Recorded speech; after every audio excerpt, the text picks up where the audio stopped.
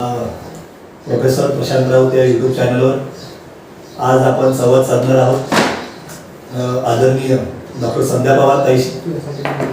नमस्कार ताई. खरं तर तुमची मुलाखत घेणं हे माझ्यासाठी भाग्याची गोष्ट आहे. तर माझा पहिला प्रश्न असा आहे की यवतमाळ जिल्ह्यामध्ये जन्म झाला आणि तिथून हा सगळा प्रवास सुरू झाला, तर सुरुवातीला वणीच्या काही आठवणी सांगा. अच्छा, म्हणजे वणी माझं जन्मगाव नाही, मुकुटबना म्हणजे आंध्र बॉर्डर. हा, तर मुकुटबनाबद्दल थोडंसं बोलूया मुकुटबन आणि मग आपण पुढे जाऊ.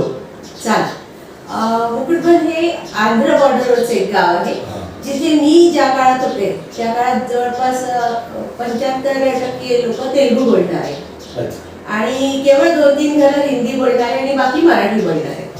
तर आणि नातं असं गावामध्ये सर्वांचं एकमेकांशी नातं, त्यामुळे आम्हाला तिन्ही भाषा यायच्या. पण जास्त प्रभाव मात्र तेलुगूचा होता. मग तिथं 10वी झालं माझं, मग 11वी करायला वडील आले सायन्स घ्यायचं म्हणून, कारण 10वी पर्यंतच होतं मुकुटबनला. तो काळ खूप मजेदार होता, एकदम खूप छान होता. माझा भाऊ माझ्यापेक्षा 6 वर्षांनी लहान, त्याची मस्ती चालायची आणि आईबाबांना मी लग्नाच्या 20 वर्षानंतर झाले. तर त्यामुळं अति लाडात छान तो काळ मात्र लाडात तो आणि सुखात गेलेला काळ होता. नोकर चाकर वगैरे असे घरी सर्व असं चांगलं. पुढे मग नागपूरला स्थलांतरण झालं. नाही, मग वडीला आले मी. बघा, वडीला आले 11वी करायला आणि 11वी जसं झालं माझं आणि मी 12वीची परीक्षा दिली. मला द्यायची होती परीक्षा, पण माझे बाबा बिमार पडले मी 11वीत असताना. आणि मग बाबांनी मला परत बोलवून घेतलं, म्हणे आता वडीलला नाही शिकवू शकत मी. मग मी पुन्हा मुकुटबनला आले. तर नुकतंच तिथे 11वी 12वी आर्ट्स सुरू झालं होतं. मी सायन्स 11वीला होते आणि सेंटरमधनं 10वीला पहिली आल्यामुळे बाबांचं स्वप्न होतं मी डॉक्टर बनावं, पण लगेच ते बदललं आणि आर्ट घ्यायला लागलं. मग आर्ट घेतलं आणि पहिलीच ती बॅच आणि म्हणजे दिवाळीपर्यंत सायन्स आणि दिवाळीनंतर आर्ट्स घेऊन मी 12वी काय करणार ना. 3 महिन्याच्या काळात मला 12वीचा अभ्यास करायचा आर्ट्सचा. तर सर्वांना वाटत होतं हे शक्य नाही आहे, पण मी म्हटलं मी करून दाखवेन. आणि तुम्हाला सांगते मी पूर्ण यवतमाळ जिल्ह्यातनं 2री मेरिट आले 3-4 महिन्याच्या अभ्यासात. पण दुर्दैव असं की माझ्या निकालाच्या दिवशी माझे बाबा वारले. निकाल आणि बाबांचा मृत्यू एका दिवशी, तो आनंद नव्हताच. मग आईला वाटलं, ती थोडं जातीचं बोलता येईल का, माझी आई ब्राह्मण आणि बाबा मारवाडी. मग आईला वाटायचं, म्हणजे जोपर्यंत बाबा होते तोपर्यंत बाबांना वाटायचं की माझ्या मुलीचं लग्न मारवाड्याशी व्हावं आणि आईला वाटायचं की ब्राह्मणाशी व्हावं.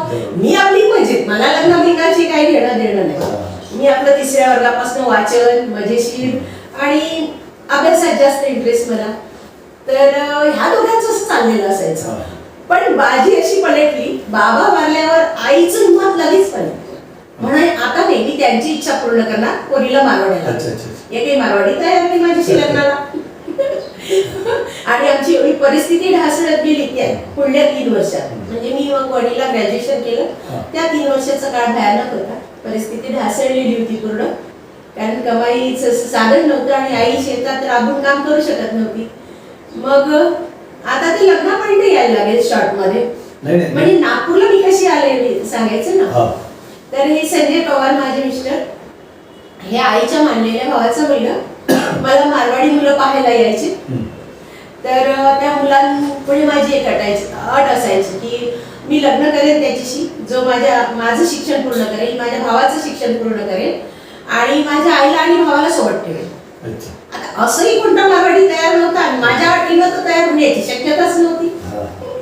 मग हे मात्र संजय पवार सर म्हणजे आईचा भाचा मानलेल्या भावाचा मुलगा, ते असायचे त्यावेळेस मला पाहायला यायच्या वेळेस. आणि प्रत्येक मुलगा नकार देतो का, कारण शिकण्याची तीव्र इच्छा आणि म्हणून स्वतःच्या भावाचा आणि आईचा विचार. नाही, कोणीच लग्नाला तयार होणार नाही. मग ते म्हणाले मी करू शकतो. आईला सांगितलं त्यांनी मी करेन म्हणायचे ते लग्न, जातीपातीचं तर काही नाहीच. आईला पण आनंद झाला, म्हणे कसं व्हायचं नाही ते या पोरीचं, कोण तयार होणार आमच्या दोघांना घेऊन जायला, म्हणजे भावाला आणि आईला. आई तयार झाली, पण सासरून विरोध होता. मग आम्ही 7 मार्चला इथे आलो नागपुरात. म्हणजे लग्न अगदी साध्या पद्धतीनं, म्हणजे 5 मेचा माझा शेवटचा पेपर होता ग्रॅज्युएशनचा. अच्छा. आणि 7 मार्चला इथे आलो म्हटलं. आणि त्याच्या 15 दिवस आधी ठरलं होतं की 10 मेला आपण नागपुरात जाऊन लग्न करूया. पण झालं काय की लग्नाला सासरचे तर कोणी नव्हते. माझी आई, मी आईची मैत्रीण, माझी मैत्रीण, असे काही लोक आणि यांचे काही मित्र. मग आले आणि आईच्या मैत्रिणीचा मुलगा आला. तो म्हणाला 10ला मी नाही उपस्थित राहू शकत. तर संजय पवार म्हणाले ओके 9ला करूया. म्हणजे काहीच ना मुहूर्त ना पत्रिका आणि काहीच नियोजनशील काहीच नाही. मग 10ला ठरलेलं लग्न एका दिवसात, म्हणजे 8 तारखेला ठरलं की 9ला करायचं आणि लग्न झालं. अगदी 23 रुपये लागले त्या काळात लग्नाला. लग्न झालं आणि त्याच आईच्या मैत्रिणीच्या मुलांनी आम्हाला 8-10 लोकांना जेवण दिलं. ते तिकडे, आम्ही इकडे नागपुरात स्थायिक झालो. पुढे जिल्हा परिषद शिक्षिका म्हणून जिल्हा प्रवास सुरू झाला. नाही, तेवढ्याही होत नाही ते. मग ह्यांच्याजवळ 2-3 मुलं शिकायला होती. म्हणजे माझं लग्न होऊन मी आले तेव्हा माझी आई, माझा भाऊ नंतर आले, म्हणजे 6-7 महिन्यानंतर आले. पण त्याआधी 3 मुलं शिकायला होती. मग त्यांचं शिक्षण झालं. आम्ही होतोच, एकत्र होतो, 2 रूमचं घर होतं. आणि मग असं ठरलं की आता संजय पवार म्हणाले की आता आपल्याच्यानी होणार नाही ना एवढ्या मुलांचं करणं. मी आपला एकटा होतो तो करत होतो शिक्षण. मी म्हटलं नको, एवढा चांगला शिक्षणाचा प्रवास, आता मी पण शिकणार, माझा भाऊ शिकणार, आपण हा प्रवास सुरू ठेवूया. हे व्रतच घेतलेलं सुरू ठेवूया. आणि मग असं सर्वांचं जगणं सुरू झालं आमचं. आई आली, जगू आला. पण मग दुसऱ्याचं करण्याआधी आपल्याला स्वतःच्या पायावर उभं राहणं आवश्यक आहे ना. सरांची प्रायव्हेट नोकरी, संजय पवारांची, आणि भावाचं 10वी झालेलं नव्हतं. मग कमाईचं काय साधन? मग लवकरात लवकर कमाई देणार कोणतं साधन? बीएडला नंबर लागला. म्हटलं बीएड करायला अमरावतीला जायला लागणार होतं. म्हटलं नको, नागपुरात काय होतं बघूया. आणि 12वीला खूप चांगले पर्सेंट होते. मला सेवा सदनला नंबर लागला आणि बीएड केलं. म्हणजे मुळात ठरवून उद्देश तो होता की लवकर नोकरी, पण मुळात खेड्यात काम करण्याची आवड. त्यामुळे मी जिल्हा परिषद मध्ये असा टिकून आहे. डॉक्टरेट मिळवणं ही खरं तर तुम्हाला म्हणजे वरिष्ठ महाविद्यालयात शिकवायची संधी असतानाही जिल्हा परिषदच्या पोरांना घडवणं हे जे व्रत घेतलं आणि ते आजवर सुरू आहे. बरोबर. बरं, पुढचा प्रश्न असा आहे की हे जे समाज कार्य करण्याचं जे काही प्रेरणा मिळाली ते सगळ्यात पहिल्यांदा कुठून मिळाली? म्हणजे एक गाणं आहे बघा कि तुम बेसहारा हो तो किसी का सहारा बनो, तुमको अपने आप ही सहारा मिल जाएगा. डूबती कोई कश्ती पहुंचा दो किनारे पे, तुमको अपने आप ही किनारा मिल जाएगा. म्हणजे हे सरांचं गाणं, म्हणजे त्यांना आवडणारं गाणं आहे. आम्ही दोघं एकटे, आमच्या पुढे संघर्षाचा पहाड. आम्हाला माहिती होतं की शिक्षण साधी गोष्ट नाहीये. आता खूप इझी झालं, सुविधा झाल्या. म्हणजे येण्या जाण्याच्या पण सुविधा आहेत. खेड्यातून मुलं बाहेर येऊन शिकू शकतात. पण माझा काळ खूप कठीण होता. वळून अपडाऊन करणं मला मुकुटबंदी होणे खूप कठीण होतं. आणि परिस्थिती ढासळली होती, ते त्याही दृष्टीनं खूप कठीण होतं. सर तर अनाथासारखे जगले. त्यामुळे ते इतकं कसे जगले की अगदी लहानपणापासून कष्ट करत जगले. मग आमच्या दोघांना असं वाटायचं की हे एवढं कठीण आहे शिक्षणाचं, म्हणजे का शिक्षण घेण्याचं वाट एवढी बिकट आहे. तर आपलं झालं तर आपणही कोणाच्या मदतीला गेलं पाहिजे, कोणासाठी आपण उपयुक्त ठरू शकलो पाहिजे, कोणाच्या शिक्षणामध्ये आपण त्याला साथ दिली पाहिजे. मग जो कोणी शिक्षणाच्या वाटेवर अडला त्याला घरी आणायचं, त्याला शिकवायचं, असा हा प्रवास सुरू झाला. आज म्हणजे 1-2 करता अवघ्या 40 मुलींचं संगोपन तुम्ही आजपर्यंत संजय पवार आणि तुम्ही दोघांनी, तेही कोणतंही अनुदान, कोणतंही निधी किंवा कोणाच्या आर्थिक पाठिंब्याच्या शिवाय हे सगळं करणं, खरं तर हे सगळं करताना ते आर्थिक कसरत तुम्हाला करावी लागली. हो, खूप जास्त. कसं होतं, एवढ्या सर्वांचं कुटुंब चालवणं साधी गोष्ट नव्हतीच. पण आमच्या गरजा पहिल्यापासून फार कमी आहेत. आणि लोकांना ज्या गोष्टींचा मोह असतो तो आय थिंक आमच्या दोघांनाही नाही आहे. आणि जे आहे ते मिळून वाटून घ्यायचं आपसात. त्यामुळे वेगळं काही नाही. कधी पोरांनी विरोध केला नाही. नंतरच्या काळात बिमार झाल्यावर सासू सासरे माझ्याजवळ आले, त्यांनी कधी विरोध केला नाही. माझी आई माझ्याजवळ लग्नानंतर कित्येक वर्ष राहिली, तिने कोणत्या जातीपातीचा उल्लेख करत विरोध केला नाही. आणि मग असं एकत्र राहण्यामुळे आपलं कुटुंबच तेवढं या विचारात. त्यातूनच माझा एक प्रश्न आहे की जसं आई वडिलांचं इंटरकास्ट, हो तुमचं इंटरकास्ट, हो आणि तुमच्या कुटुंबात मी पाहतो जसं मुलगी दुसऱ्या धर्मात जातीत दिली, सून दुसऱ्या. तर जसं महात्मा फुले त्या काळात म्हणायचे की सार्वजनिक सत्य धर्म कुटुंब कसं असावं, तर एकाच घरात अनेक धर्माचे जातीचे लोक गुण्यागोविंदाने नांदावे. तर ती प्रचिती आम्हाला तुमच्या घरी येते, परंतु यातून एक सामाजिक आदर्श तुम्ही निर्माण केलेला आहे. तर हे जे आंतरजातीय आणि आंतरधर्मीय जाळं तुम्ही तयार केलं आणि एक संदेश दिला, तर हे पण मग आई वडिलांकडूनच तुम्हाला ते संस्कार. हो अगदी.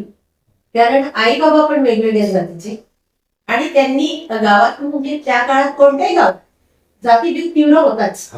पण आमचं एकमेव घर असं होतं की जिथे जातीभेदच नव्हता. कुठली कुठली मुलं यायची शिकायची. सेंटर झालं होतं 10वीचं तर कोणी मुलं येऊन शिकायची आमच्या घरी. ते म्हणजे रुजतच गेलं. आई पण खूप त्या काळातली खूप चांगली शिकलेली, बाबा आयुर्वेदिक डॉक्टर, त्यामुळं ते संस्कार असे होत गेले की सर्वांना घेऊन चालायचं आणि माणूस हीच खरी जात. मानवता हाच खरा धर्म. कधी जात धर्म हे विषयच डोक्यात आलेले. नंतरच्या काळामध्ये कित्येक वेगवेगळ्या धर्माचे वेगळ्या जातीची मुलं मुली राहिले, म्हणजे केवळ मुलीच नाही मुलंही राहिले. तर असं कधीच वाटलं नाही की हे वेगळे आहे. ज्याला त्याला मात्र स्वातंत्र्य, तुम्हाला जे वाटतं ते तुम्ही करू शकता. या सगळ्या मुलींनी आता अलीकडे एक कार्यक्रम तुमच्यासाठी कृतज्ञता सोहळा आयोजित केला होता, आता संपन्न झाली. तर त्या लोकांनी एकत्र येऊन तुमचा सन्मान केला, सत्कार केला. तर त्या सगळ्या मुली म्हणजे हे घर म्हणजे माहेर समजतात. तर मला वाटतं हीच एक संपत्ती आहे तुझी. येस, खरंच आहे, खरंच आहे. आणि आमच्यासाठी तर तो खूप म्हणजे सुखद सोहळा होता आणि अनपेक्षित होता. म्हणजे एक कार्यक्रम झाला, ताराबाई शिंदे पुरस्कार मिळाला तो, आणि मला शिकवणारे सर आले होते त्या कार्यक्रमाला, ज्यांनी मला 8 वर्गात शिकवले. आणि ते म्हणाले संध्याविषयी आम्हाला खूप बोलायचं आहे, पण तुझ्या एवढ्या मुली कोण माझा स्पीकर बोलत होता आणि सर बोलत होते एवढ्या मुली आहे, एवढ्या मोठ्या मोठ्या पदावर गेल्या आणि कायच करत नाही, गेट टुगेदर करत नाही, करायला लावत त्यांना. म्हटलं नाही सर, प्रत्येक जण आपापल्या सांगितलेले आपापल्या कामात व्यस्त आहे. पण आमच्या एका मुलीने ते ऐकलं आणि तिने जे मग तो कार्यक्रम उचलून घेतला की मला मोठा कार्यक्रम. एक आवडलं की त्या 40 मुलींनी तिथे तो संकल्प घेतला, ज्या पद्धतीने संध्या पवार यांनी आम्हाला पार्टिसिपेशन केलं, आम्ही आमच्या भविष्यात कुणाला तरी दत्तक घेऊ. हा खूप मोठा एक आदर्श त्या तरुण मुलींनी समाजासमोर ठेवला. आणि मुली न जातात आणि आपल्या पायावर उभ्या होतात तेव्हा मला पहिला फोन त्यांचा येतोच की मॅडम खूप खर्च झाला आपल्या घरात आमच्यावर, तर आता आमची काय बदल. तसं पहिल्यापासून त्यांना माहिती आहे, घेत नाही हे माहितीच आहे, कोणाच कळत काही नाही. कोणी विचारतात की मॅडम काहीतरी थोडस आम्ही मदत करू का, तर आमचं उत्तर ठरलेलं असतं इथे घरी नको, ज्या कोणी गरजू येत असेल त्याला मदत. आणि कित्येक कोणी हे काम करतात आपापल्या जागी, आणि त्यामुळे इथलं पाहून की असं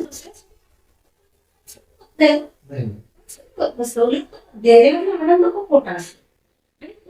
काय असतं नाही मुलींनी पाहिलं, त्यामुळे संकल्प केला की त्यांचं माहेर आहे, दर दिवाळीला येतं, तुम्ही तिथे फोटो बघू शकता.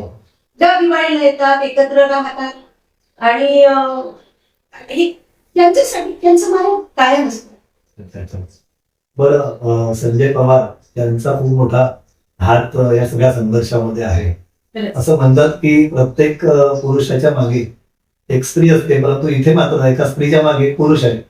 तर त्यांच्याबद्दल थोडं. त्यांच्याबद्दल किती बोलावं, भले मी सावित्री नाही पण ते ज्योतिबा आहे. कारण म्हणजे एक स्त्री शिकणं आणि संसार सांभाळत शिकणं सर्वकडनं साधी गोष्ट नसते. आणि घरातली जर साथ नसली, आज प्रत्येक जण बोलते की सध्या तुम्ही करू शकली ते सरांजय पवार सर, ते अगदी साथ दिली नसते किंवा माझ्या मुलांच मी करतो असं म्हटलं असतं तर नंतर मी जे स्वीकारलं ते थांबलं असतं. कधीच कुठलीच गोष्टीला अडवलं नाही. मी डॉक्टर करते, नंतर मी प्रमोशन न घ्यायचा निर्णय घेतला, नाही घ्यायचं, कारण आपलं शिक्षण केवळ आपल्या मर्यादित राहून चालू नये असं मला नेहमी वाटतं. आपल्या शिक्षणाचा समाजाला उपयोग व्हावा. मी जेव्हा डॉक्टरेट झाले ते ज्या गावात होते अगदी छोटंसं गाव 300 लोक वस्तीचं, ते व्यसनाधीन गाव. मग मला त्यावेळी म्हटलं की या गावासाठी आपण काही न करता प्रमोशन घेऊन दुसऱ्यासाठी का करावं. त्या नको, माझी गरज खेड्यात आणि खेड्यात राहील आणि काम करेल, प्रमोशन घ्यायचं. पुढे एक व्यक्तिमत्वाचा एक दुसरा पैलू दिसतो तुमच्या, की साहित्यिक संध्या होता.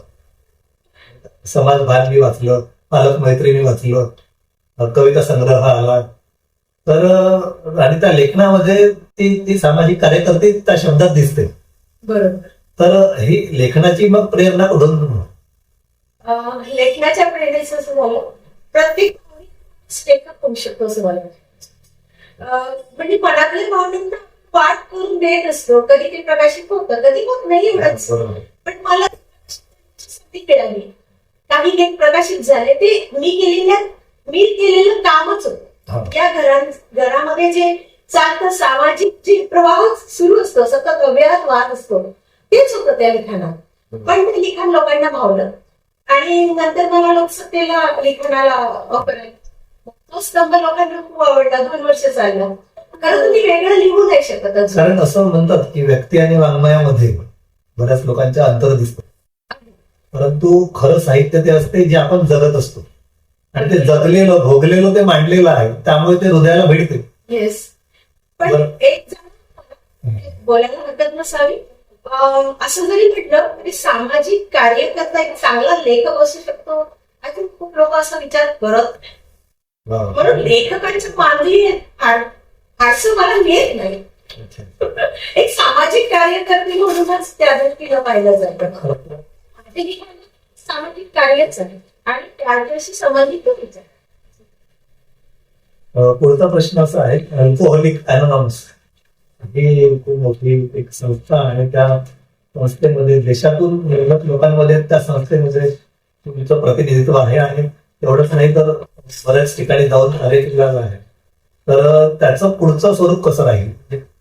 मला तर एका गोष्टीचा ना खूप आनंद होतोय प्रशांत सर, तो हा की तुम्ही अल्कोहोलिक्स अनॉनिमस विषयी प्रश्न विचारता, ज्याची समाजाला आज खूप गरज आहे. पण अनॉनिमसचा अर्थ अज्ञात असावा. आज 200 देशांमध्ये संघटन काम करतं, म्हणजे लाखो लोक दारूमुक्त झाले आहे या संघटनाच्या कामामुळे, कामाच्या पद्धतीमुळे. पण या संघटनाचं अल्कोहोलिक्स अनॉनिमसचं तत्वच असं आहे की याचा म्हणजे काय म्हणतात त्याला, फार जाहिरातबाजी नाही, कुठल्याही राजकीय पक्षाशी याचा संबंध नाही. इथे पैसा, प्रसिद्धी, वाहवा आणि असं काय जाहिरात असं काही नाही. त्यामुळे मग हे काम जायचं कसं, तर या म्हणजे फेलोशिप असते ती, जो या संघटनाशी जुळला. जसे आजच्या घडीला नागपुरात 50 वर ग्रुप आहे, पण कोणाला तर या फेलोशिप असते ती आणि 12 पायऱ्यांचा प्रोग्राम असतो. म्हणजे केवळ दारू मुक्त होणंच नाही तर तुम्हाला विकारांवर मात करून ची आत्मशुद्धी पण होण्याला ही संघटन मदत करते. म्हणजे अप्रतिम काम आहे आणि केवळ व्यसनाधीन हाच उद्देश नाही, तर एक चांगला माणूसही म्हणजे पुढे येणं हाही या संघटनेचा उद्देश आहे. त्यामुळे मला जुळलेली आहे या संघटनेशी. कारण खूप आधीपासून मी व्यसनमुक्तीचं काम करते, तुम्हाला माहिती आहे. अनेक शाळा कॉलेजेस मधून गुटखामुक्ती आणि दारूमुक्तीचे प्रोग्राम घेतले पण, आणि त्यामुळेच आणि ते लिखाण त्यावरच, त्यामुळे माझी इथं नियुक्ती झाली. याचं क्लास ए ट्रस्टी म्हणून मी काम करते. 9 class a non alcoholic class a trustee आहेत आणि 18 क्लास बी अल्कोहोलिक ट्रस्टी आहेत. हे आपल्या भारतापुरतं झालं. तर असं एवढं काम करायला मिळणं आणि चांगलं उद्दिष्ट समोर ठेवलं. कारण एक दारू 40 लोकांचं आयुष्य, म्हणजे एक दारुडा माणूस त्याच्याशी जुळलेल्या 40 लोकांवर त्याची दारू परिणाम करते, त्याचं आयुष्य करावं. मला खूप आनंद आहे की मी त्याच्याशी जुळून खूप चांगलं काम करू शकते. बरं, पालक मैत्री हे अभियान गेल्या 10-12 वर्षापासून चालवत आहे आणि त्या पालक मैत्री अभियानाचं जे काही आता एवढे वर्ष झाले त्याची पुढची वाटचाल कशी राहणार? पालक मैत्रीविषयी मला थोडं सांगायला लागेल. काय होतो, मध्यंतरीचा काळ आठवत नाही. कसं काय होता की मुलांकडनं अमुक अपेक्षा असायच्या पालकांना. म्हणजे तुमचं माझी काळात पण लक्षात घेऊ की मुलांनी आपलं इंजिनियरच व्हावं, डॉक्टरच व्हावं, दुसरे काय डोळ्यांनी दिसतच नव्हतं. आणि सारं बर्डन म्हणजे सारा त्या मुलांच्या अभ्यासाकडे. मुलांची परीक्षा नसायचीच ती पालकांची परीक्षा असायची. तुम्ही बघा रेशो बघा, त्या काळामध्ये मुलांच्या आत्महत्येचं प्रमाण खूप वाढलं. म्हणजे 2015ची गोष्ट करते मी, 10 ते 15ची. आणि मी कॉलेजेस मधून जायचे, गावांमधून फिरायचे, असं जाणवायचं की मुलं बिघडली आहे, मुलं बिघडली आहे, बिघडली. त्यांना पुढं गेलं आई बाबांच सजग नाही आहे असं म्हणायचं. आई बाबांना सजग करण्यासाठी म्हणून, जागृत करण्यासाठी म्हणून पालक ही चळवळ सुरू केली आणि ती खूप लोकांपर्यंत पोहोचली. आणि आजही म्हणजे नेहमी कोणत्याला पालक म्हटलं की प्रत्येक जण पालक आहेच, प्रत्येक घरात पालक आहे. आणि पालकाच्या आपल्या बालकाशी म्हणजे तो जन्मल्यापासून तर युवा होतपर्यंत, त्याचं लग्नही होतपर्यंत अनेक समस्या. पण आपलं असं असतं की आपण समस्या बोलत नसतो लोकांशी. पण ही चळवळ असं काम करते की तुम्ही आपल्या पाल्याविषयी अगदी बिनधास्त बोलू शकता. आणि त्यामुळं तुम्हाला जो तुमचा प्रॉब्लेम असेल त्या प्रॉब्लेमवर तुम्ही बोलून तर तुम्ही अगदी मोकळे होता. खरं तर आपल्या प्रश्नांची उत्तर आपल्या जवळच असतात, फक्त ती न एक्सपोज न झाल्यामुळे, न बोलल्यामुळे ती राहून जातात. स्वतःचे मार्ग स्वतःला मिळतात. आम्ही त्यांना मदत करतो तो मार्ग मिळवून देण्यासाठी. खूप लोक जुळलेली आहेत ज्यांना सामाजिक भान आहे, अशी खूप लोक आहेत. आणि या लोकांची मला खूप जास्त मदत होते. ज्याचा जसा प्रॉब्लेम, ज्या पालकांचा जसा प्रॉब्लेम, त्या व्यक्तीपर्यंत त्या पालकांना पोहोचायचं. त्या पालक आणि त्याची जी समस्या आहे ती जाईल. आणि काय होतं की आज काउन्सिलिंग सेंटर खूप आहेत, तुम्हाला माहिती आहे. त्याची फी बक्कळ आहे. मग हे आपलं सामाजिक आहे, इथे पैसे लागत नाही. फक्त त्यांच्या आयुष्यातला थोडा जो अंधार आहे तो दूर करणं, या उद्देशाने सुरू केलेलं काम आज आय थिंक तुम्ही म्हणू शकता की खूप दूरपर्यंत पोहोचलं. बरं, आता व्यक्तिमत्वाचे एवढे कंगोरे आहे की त्यावर बोलणं आता वेळ अभावी. तर गुटखाबंदी असो, व्यसनमुक्ती असो, वृक्षारोपण असो, मग आंदोलन असो, मोर्चा असो, यात एवढा सहभाग. तर मला हे म्हणायचं आहे की हे सगळं करताना अनेक महिलांचे पण घरगुती जे हिंसाचाराचे प्रकरण तुम्ही हाताळले, त्यासाठी अगदी पोलीस स्टेशनच्या पायऱ्या झिजवाव्या लागल्या. तर हे सगळं करताना कधी कुठून दबाव किंवा काही अशा अडचणी, समस्या किंवा धमकी स्वरूप असं काही अडथळे आले? हो, येतात अडथळे असे. कारण पण मग मला नंतर जाणवायला लागलं की महिला जेव्हा समस्या घेऊन येतात ना, तसं पुरुषांना खूप समस्या आहे. महिला आपली बाजू मांडतात, रडून घेतात. आणि कधी कधी रडताना मग आपल्याला वाटतं की त्यांचं खरं. पण मी जाणीवपूर्वक असं ठरवलं की मी एकाशी नाही बोलत, मी दोन्ही बाजू समजून घेते. आणि मला मग खूप काही लक्षात यायला लागलं असं. आणि त्यामुळं असं खूपदा होतं की म्हणजे तुम्ही जे म्हणता धमकी म्हणून नाही, पण थोडासा विरोध, रागराग करणं, आडकाठी नाही. पण त्यामुळे मग असं झालंय. त्यामुळे मग कामाची जी गती आहे किंवा वेग आहे तो मंदावला का, किंवा की पुन्हा जोश कसं काम पुढे कधी खचल्या गेल्या का तुम्ही? एकदा झालं असं, बोलू शकतो. 2012 मध्ये तुम्हाला माहितीच आहे ते एवढं मोठं ते निर्भयाचं कांड झालं. आणि मी पुण्याला होते, पुण्याहून नागपूरला येत होते. आणि मला नाही चैन पडलं, कारण त्या घडीला आपल्याकडे 4-5 पोरी होत्या शिकायला. मी म्हटलं आज त्या पोलीससोबत होते, इतकं अत्याचार. कुठली कोणाची आपल्या ओळखीतल्या पोरीचं काही असं झालं, केवढी मोठी घटना आहे. प्रत्येक आईच्या हृदयाचा थरकाप उडाला होता त्या काळात. मी एकपर्यंत खूप फोन केले लोकांना की आपण काही तर करू, एकत्र येऊ, जागृती करू. कारण माझा नेहमी विरोध राहिला एका गोष्टीला की गरजेपेक्षा कराटे शिकवा आणि मुलींना नाजूक बनवण्यापेक्षा कणखर बनवा. पण मग हेच लोकांपर्यंत न्यायचं कसं? मी खूप फोन केले लोकांना, पण लोकांचा फार रिस्पॉन्स नव्हताच.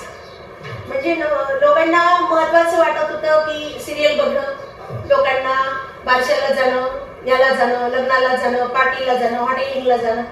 म्हणजे त्या गोष्टी त्यांना त्या क्षणाला महत्वाच्या वाटत. तेव्हा खरं खचल्यासारखं झालं की जेव्हा आपल्यावर येते ना, जेव्हा जळतं तेव्हाच कळतं हे खरं आहे. पण दुसऱ्याचं दुःख याला समानानुभूती म्हणतात. जेव्हा जोपर्यंत आपण दुसऱ्याचं दुःख आपलं दुःख म्हणून मानत नाही, त्याच्या वेदना आपल्याला कळत नाही. म्हणून म्हटलं कोणी येऊ नाही येऊ, आमच्याच घरात 15 मेंबर आहेत, चला आपणच एक मूक मार्च काढूया, कॅन्डल मार्च. आणि आम्ही गेलो. पण त्याआधी मी खूप फिरून असं आवाहन केलं, म्हटलं असा प्रॉब्लेम आला ना तुमच्या पोरीवर, कारण ही आग आहे, वाईट विचार ही आगच असते, ती एक घर जाऊन कधीच थांबत नसते, ही केव्हाही आपल्या घरापर्यंत येऊ शकते. मग काय करणार? आणि जेव्हा आपल्यावर येते असं वाटतं तर लोक जागृत होतात. तुम्हाला सांगते जवळपास 700 ते 800 लोक त्या मार्चमध्ये, कॅन्डल मार्च मध्ये सहभागी झाले. म्हणजे जागृत होतात, कोणीतरी लागतं त्यांना असं जागृत करायला, बोलायला. खरं तर बोलायलाच लागतं. आज जो संवाद संपला ना, ते मोठी गोष्ट झाली आहे. संवाद करायला लागतं कोणीतरी. बरं, आता म्हणजे रिटायरमेंटला अगदी काही दिवस राहिलेले, तर रिटायरमेंट नंतर मग तुमच्या जगण्याची काय दिशा राहणार आहे? म्हणजे काय डोक्यात आहे की पुढे कशी वाटचाल? मला असं वाटतं की मी कधी रिटायर होऊच नाही, कारण कितीतरी संधी नाकारल्या मी जिल्हा परिषदसाठी. म्हणजे खरं ना, त्या मुलांना आपली गरज आहे खेड्यातल्या. आणि आता मी ज्या भागात काम करते तो इंडस्ट्रियल एरिया आहे आणि खूप गरज आहे मुलांना. पालक पहिले जागृत होणं हे पालक मैत्रीचं तत्व आहे. तसे माझंही म्हणणं आहे की पहिले पालकांनी जागृत असणं गरजेचं आहे. आणि मुलींना आपण जे घरगुती वातावरणातून तिच्यावर जे कोरत जातो की येस तू मुलगी आहेस, तुला जपूनच राहायला हवं, किंवा तुला स्वतःला कशाला तिला कटघर का नाही बनवत सुरुवातीपासून तुम्ही? म्हणजे पोरगाय गेला तर तुका पोरीसारखं वाटतो असं का म्हणतो आम्ही? तिला मजबूत बनवणं. आणि प्रत्येक स्त्रीने आज विकासाचा आपण वेग पाहिला तर महिला कुठल्या कुठे चालल्या, कुठल्या कुठे त्या भरारी घेतात. आणि तुम्ही दुसरी बाजू पहा की इकडे 3 वर्षाच्या बालिकेवर अत्याचार होतात, तर तिला काय कळतंय? तेव्हा ती लहानसा अबोध जीव आहे. मग मुलींसाठीच का हे सारे म्हणजे विचार, टेन्शन मुलींसाठीच का? संस्कार हे मुलींवरच का? सगळे बंधनं त्यांनाच. माझं असं म्हणणं आहे की प्रत्येक घरामध्ये आई बाबा आहे, प्रत्येक घरामध्ये मूल आहे, तसं मुलगा पण आहे. मुलाची वृत्ती तुम्ही तशी घडवा ना की तो समाजामध्ये असं एक चांगला विचार घेऊन जाईल ना, असा विघातक विचार घेऊन जाऊ नये ना त्याने. आई म्हणून तुमचं ते कर्तव्य आहे, बहीण म्हणून तुमचं कर्तव्य आहे. आज आपण बसमध्ये प्रवास करतो तर किती तरुण मुलं उठतात हो एखाद्या गर्भाची बाईला पाहून, किती म्हाताऱ्या बायांना पाहून पोरं उठतात. जवान पोरं अगदी बसलेले असतात सीट्स, महिलांच्या आरक्षित सीटवर बसलेले असतात. मग हा संस्कार आम्ही घरातून का करत नाही की बाबा हे सारं कुटुंब आहे, हा समाज आपला आहे. असं जर प्रत्येक घरापासून जेव्हा सुरुवात होईल ना, तेव्हा हे अत्याचार नक्की कमी होईल. म्हणजे तुमचं म्हणणं असं आहे की कुठेतरी संस्कारातच आपण कमी पडतो आणि आई वडिलांची खूप भूमिका आता महत्वाची झालेली आहे. खूप जास्त. जोपर्यंत ते संस्कारच पेरल्या जाणार नाही लहानपणापासून. म्हणजे तुमचीच कविता संग्रह आहे भारताचा इंडिया. अगदी तुमच्या कविता संग्रहाचंच हे टायटल मला इथे द्यावं वाटतं. एकीकडे भारत राहिलं, दुसरीकडे इंडिया झालाय. विकासाचा वेग एकीकडे खूप अमाप वाढलाय, दुसरीकडे ते इतकं खाली आहे, मूल्य सारी रसा तळायला गेली आहे. विचार ह्यांचा करायचा नाहीये, इंडियाचा करायचा नाहीये, भारताचा विचार. आजच्या घडीला जर भारताचा विचार करू शकलो नाही, म्हणजे जो आहे खऱ्या अर्थानं जे टिकून आहे त्याला अधिक चांगल्या पद्धतीने टिकवू शकलो नाही, संस्काराची मूल्याची बीज आपण पेरू शकलो नाही नवीन पिढीमध्ये, आणि फक्त काय म्हणतात वाहवत राहिलो प्रत्येक गोष्टीने. आज आव्हानं देणाऱ्या अनेक गोष्टी आहेत, भुरळ घालणाऱ्या अनेक गोष्टी आहेत. फॅशनची भुरळ आहे, सिनेमाची भुरळ आहे, रियालिटी शोची भुरळ आहे. याच्या मागेच धावत राहिलो तर याची दुसरा जो भारत राहिलाय आपला त्याचं कसं व्हायचं? म्हणून ज्याला समजलं त्यांनी समजून घ्यायचं, दुसऱ्याला समजवायचं, ज्याला कळलं त्यांनी वळायचं. हा एकमेव संदेश आहे. मग तो लेडीज साठीच म्हणून नाही आहे, तो मुलांसाठी आहे, आम्हा शिक्षकांसाठी आहे, सर्वांसाठी. तुम्हाला कळलं ना की काय सुरू आहे आणि काय व्हायला पाहिजे हे तुम्हाला कळलं ना, मग तुम्ही वळायचं आणि दुसऱ्याला वळवायचं. आभाळ काढलं ते हटणार हे नक्की, पण म्हणून काय थांबून जायचं? अरे हाती सुई दोरा घ्यायचं आणि शिवत न्यायचं. वाटणार हे नक्की, पण काही दिवस टिकणार हे तर